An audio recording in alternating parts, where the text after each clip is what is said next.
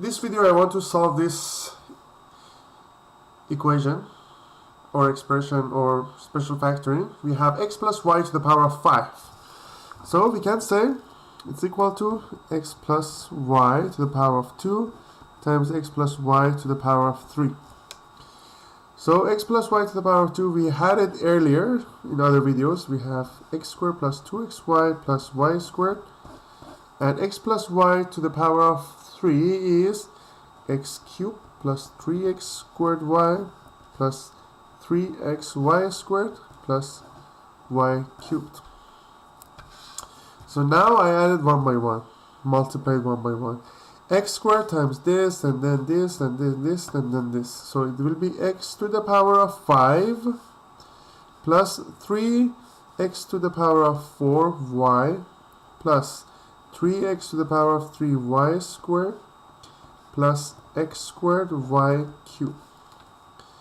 Plus second one, 2xy times x cubed, 2x to the power of 4y plus 2 times this one, 6x to the power of 3y squared plus 6x squared y cubed plus 2xy to the power of 4.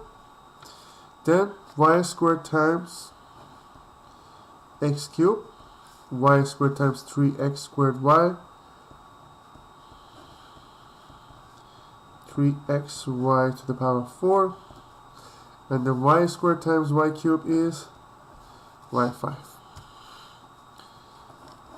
So now I start simplifying it. So I have x to the power of 5, then the next one has to be x to the power of 4, y, because as you see here, each term the exponent of x is reducing and the exponent of y is increasing.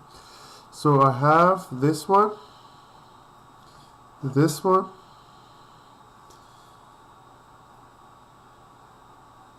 yeah, so we have 3 plus 2, it will be 5.